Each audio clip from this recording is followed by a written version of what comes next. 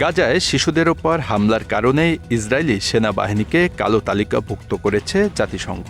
Israeli হামলায় হাজার হাজার শিশু ও নারীর মৃত্যুতে এমন সিদ্ধান্ত নিয়েছে সংস্থাটি। ব্রিটিশ গণমাধ্যম বিবিসি ও রয়টার্স এ তথ্য জানায়।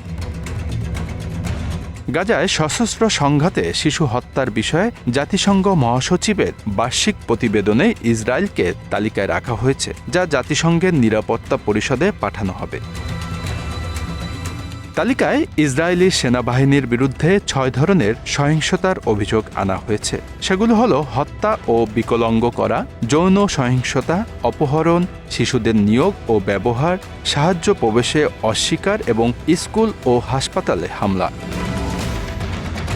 গত মাসে গাজার স্বাস্থ্য মন্ত্রণালয়ে চিহ্নিত মরদেহের তথ্যের বরাতে জাতিসংঘ বলেছিল, ৮ মাসব্যাপী চলমান এ যুদ্ধে গাজায় অন্তত ৭,৭৯৭ শিশু নিহত হয়েছে। ইউনিসেফের এক প্রতিবেদনে বলা হয়েছে, গাজার প্রতি ১০ ফিলিস্তিনি শিশুর ৯ জনই ভয়াবহ খাদ্য সংকটে রয়েছে।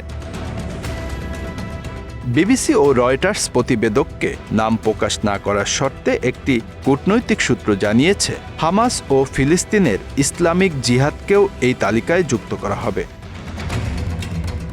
তবে কী ধরনের সহিংসতার দায়ে ইসরায়েলকে তালিকাভুক্ত করা হয়েছে এবং হামাস বা ফিলিস্তিনি ইসলামী জিহাদকে তালিকাভুক্ত করা হবে তা তাৎক্ষণিকভাবে স্পষ্ট নয়।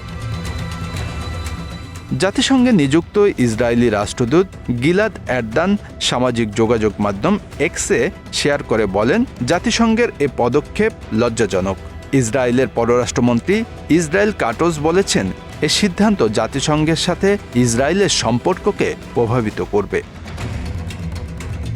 দীর্ঘদিন ধরে জাতিসংঘের সাথে ইসরায়েলের বিতর্কিত সম্পর্ক রয়েছে, যেটি গাজা উপত্যকায় ইসরায়েল হামাস যুদ্ধ শুরু হওয়ার পর আরও খারাপ হয়েছে। এদিকে ইসরায়েলের বিরুদ্ধে নেয়া এই সিদ্ধান্তকে স্বাগত জানিয়েছেন জাতিসংঘের মানবাধিকার বিশেষজ্ঞ আলবানিজ। বলেন, শিশুদের অধিকার রক্ষা না করার বিষয়টি সত্যিই লজ্জাজনক। গাজায় ১৫,০০০-এর বেশি শিশুকে হত্যা ও অসংখ্য আহত এবং ২০,০০০ শিশুকে এতিম করা উচিত ছিল না। গাজা যুদ্ধে ইসরায়েলি বাহিনী যেভাবে শিশুদের হত্যা করেছে, তাতে জাতিসংঘের মহাসচিব যে পদক্ষেপ নিতে যাচ্ছেন তা যথোপযুক্ত।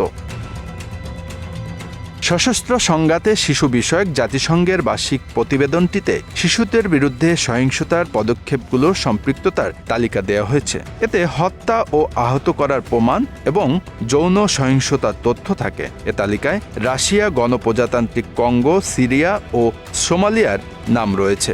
এছাড়া ইসলামিক স্টেট, আইএস, আল শাবাব, তালেবান, আল কায়দার মতো সংগঠনও আছে। গত ৮ মাস ধরে ফিলিস্তিনের গাজায় অবিরাম হামলা চালিয়ে যাচ্ছে ইসরায়েল। প্রতিদিনই ইসরায়েলি সৈন্যদের হাতে প্রাণ হারাচ্ছে ফিলিস্তিনি নারী, পুরুষ ও শিশুরা। সংঘাতে এরই মধ্যে গাজায় ৩৬,০০০-এর বেশি মানুষ প্রাণ হারিয়েছে। আহত হয়েছে আরও ৮৩,৫৩০ জন। Bangla affairs news desk.